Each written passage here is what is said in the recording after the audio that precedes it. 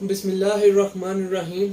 अस्सलाम वालेकुम। तो दोस्तों, हमारा आज का टॉपिक है procedure on forfeiture of bond. ज़ामन का मुचलका जब जब्त कर लिया जाता है तो उस पर क्या प्रोसीजर है, उस पर क्या कानून है। बेसिकली 514 CRPC की कार्रवाई उस वक्त होती है जब ज़ामन का मुचलका फॉरफिट कर लिया जाता है, जब्त कर लिया जाता है। मिसाल के तौर पर अगर किसी शख्स ने किसी मुलज़िम की ज़मानत दी है, ज़मानत देने पर अदालत के बुलाने पर वो मुलज़िम अदालत में हाजिर नहीं होता, तो तब ज़ामन मज़कूर का मुचलका जब्त कर लिया जाएगा, उसके खिलाफ 514 की कार्रवाई करनी शुरू हो जाएगी।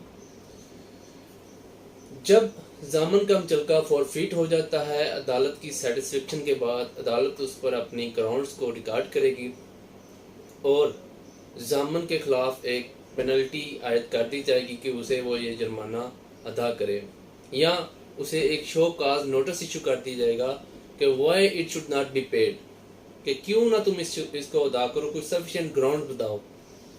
ज़ामन मज़कूर सफिशिएंट ग्राउंड्स नहीं प्रोवाइड कर पाता और जुर्माना भी अदा नहीं करता, तो फिर अदालत के हुक्म के मुताबिक एक वारंट जारी कर दिया जाएगा। वारंट जारी करने पर उस ज़ामन मज़कूर की जो कि मूवेबल प्रॉपर्टी है उसे अटैच कर लिया जाएगा, उसे जब्त कर लिया जाएगा।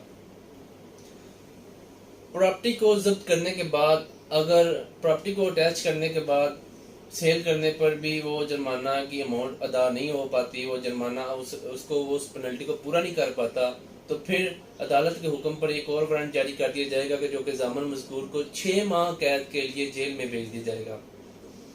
इसमें अदालत हजूर के पास डिस्क्रिशनरी पावर मौजूद है कि वो जुर्माने की अमाउंट्स को कम कर सकते हैं, सारी अमाउंट में से उसको छोड़ सकते हैं, सज़ा को कम कर सकते हैं, या वो जुर्माने की अमाउंट की इंस्टॉलमेंट बना देते हैं। मिसाल के तौर पर अगर कोई 50,000 रुपये जुर्माना हो गया है तो उसकी 2-3 इंस्टॉलमेंट बना दी जाएगी, 10,000, 20,000, 30,000 की, ताकि ज़ामन मज़कूर इस पेनल्टी को पे करे।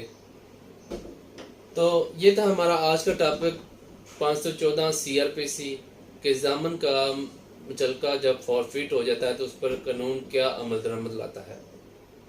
तो इंशाल्लाह मिलते हैं नेक्स्ट वीडियो में नए टॉपिक के साथ। अल्लाह हाफिज़।